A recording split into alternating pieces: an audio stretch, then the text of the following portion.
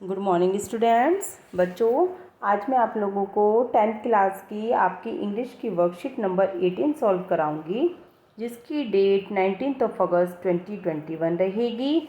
और आज हम इसमें आपका read the given extract carefully and answer the questions that follow, एक एक्सट्रैक्ट दिया हुआ है उसको पढ़ेंगे और उसके बेस पर कुछ क्वेश्चंस दिए गए हैं उनको सॉल्व करेंगे। तो चलिए बच्चों, अपना हम स्टार्ट करते हैं पैसेज पढ़ना। The post master. बच्चों, ये आपको पता है ना, हमारा लैंचो वाला चैप्टर, फर्स्ट चैप्टर जो आपका है ना, कि किस तरह से लैंचो की जो सारी क्रॉप होती है, सारी जो फसल होती है, किस तरह से उसकी डिस्ट्रॉय हो जाती है। उसको उम्मीद होती है कि बारिश आएगी, बट बारिश के साथ साथ हेल स्टोन हो जाता है और उससे उसकी सारी की सारी जो फसल है वो डिस्ट्रॉय हो जाती है। अब उसके सामने एक प्रॉब्लम होती है कि वो अपनी फैमिली का लालन पालन कैसे करेगा और उनका पेट कैसे भरेगा।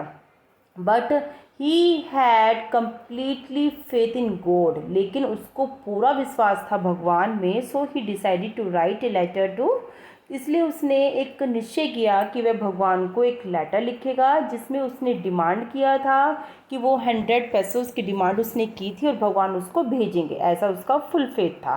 तो चलिए बच्चों, जब वो लेटर जो था लैंचो का, जब वो पोस्ट मास्टर को मिलता है, उसके बाद क्या होता है। The post master, A fat amiable fellow, also broke out laughing, but almost immediately he turned serious and the trapping the letter on his desk commented। जब बच्चों पोस्ट मास्टर को वो लेटर मिलता है तो उसको हंसी आती है ना, लेकिन बट ऑलमोस्ट इमिडिएटली, लेकिन अचानक जो है इमिडिएटली उस वो सीरियस हो जाता है। क्यों? और लेटर को अपनी डेस्क पर रख देता है और क्या कहता है कि वाह क्या फेथ है, क्या विश्वास है। I wish I had the faith of the man who wrote this letter. मैं चाहता हूँ, मैं विश करता हूँ कि जो इस आदमी का विश्वास है भगवान के लिए, जिसने इसको लेटर लिखा है भगवान को, वैसा ही बना रहे। Starting up A correspondence with God, और किस तरह से वो भगवान से वार्तालाप कर रहा है। कोरेस्पोंडेंस मतलब बातें करना, वार्तालाप करना, है ना। So in order not to shake the writer's faith in God, तो अब क्योंकि पोस्ट मास्टर नहीं चाहता था कि जो लैंचो का फेथ था गॉड में वो क्या हो जाए, शेक मतलब डगमगा जाए। So the post master came up with an idea, इसलिए पोस्ट मास्टर के पास एक आइडिया आया, उसको एक आइडिया सूझा। आंसर द लेटर, उसने सोचा कि मैं इस लेटर का जवाब दूंगा।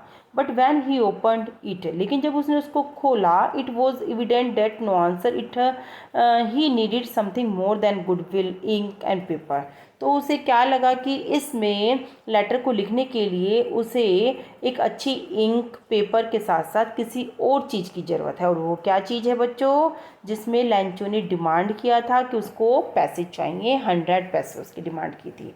इसलिए पोस्ट मास्टर कहता है कि मैं इस लेटर का जवाब तो दे दूं, बट मुझे इंक और पेपर के साथ साथ एक और चीज़ की ज़रूरत है। But he stuck to his resolutions, he asked for money from his employees. लेकिन फिर उसने क्या कहा, उसने अपने जितने भी उसके एम्प्लॉयज़ थे, उसके साथ काम करने वाले लोग थे, उसने उन लोगों से पैसों की डिमांड की। He himself give part of his salary, यहाँ तक कि उसने जो अपनी सैलरी थी उसका भी कुछ पार्ट उसने कॉन्ट्री किया। And several friends of his were obliged to give something for an act of charity, और उसके कुछ फ्रेंड ने भी कुछ पैसा दिया इस चैरिटी के काम के लिए। ठीक है। It was impossible for him to gather the 100 pesos, लेकिन फिर भी उसके लिए असंभव था इकट्ठा करना 100 pesos। So he was able to send the farmer only a little more than half, इसलिए ही वॉज एबल, वह जो फार्मर को कितने पैसे, आधे से ज़्यादा पैसे पहुंचाने के लिए तो एबल था, लेकिन पूरे पैसे वो इकट्ठे नहीं कर पाया था post master.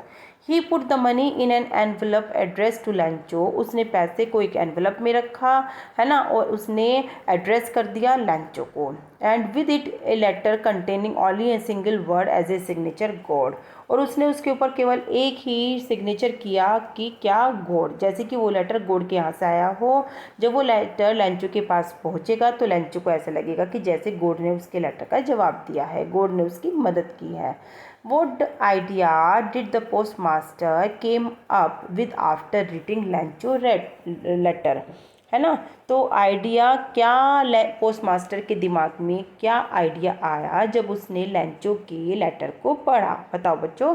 Post the letter, tear the letter, letter को फाड़ देगा, या give the letter to God, या भगवान को लेटर दे देगा, या फिर आंसर द लेटर। क्या सोचा पोस्ट मास्टर ने? उसने यही सोचा था कि वो क्या करेगा, आंसर देगा उसके लेटर का। तो आपका ये वाला आंसर सही रहेगा।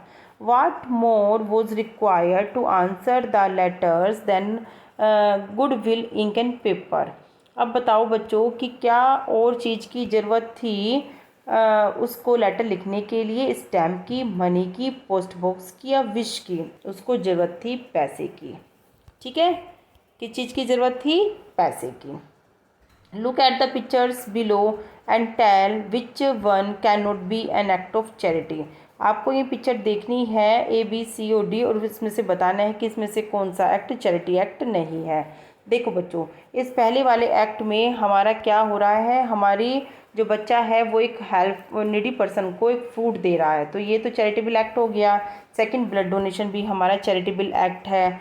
आगे बच्चों ये वाला भी हमारा चैरिटेबल एक्ट है C, बट लेकिन ये जो आदमी निर्दयी होकर पेड़ को काट रहा है, this is not a charitable act. तो ये वाला हमारा आंसर D हो जाएगा, क्योंकि इन्होंने पूछा हुआ है कि कौन सा हमारा चैरिटेबल एक्ट नहीं है, तो D हमारा आंसर रहेगा। क्वेश्चन नंबर 4 देख लेते हैं कि how much money did the post master collect for Lencho. कितना पैसा पोस्ट मास्टर ने अपने एम्प्लॉयज़ से अपनी सैलरी का पार्ट देकर इकट्ठा कर लिया था लेंचो की हेल्प करने के लिए? बच्चों मैंने आपको बता दिया था कितना पैसे इकट्ठा किया था उसने, 70 पैसोस। ठीक है, 100 पैसों की तो डिमांड की थी, बट उसने 70 पैसे इसको इकट्ठा कर लिया था। चलिए आगे देखते हैं। Why did the post master sign the letter as God. उसने पोस्ट मास्टर ने लेटर के ऊपर एज गॉड साइन क्यों किया था? He wanted to feel like God, क्योंकि वह गॉड की तरह फील करना चाहता था। He wanted to do a secret charity, no.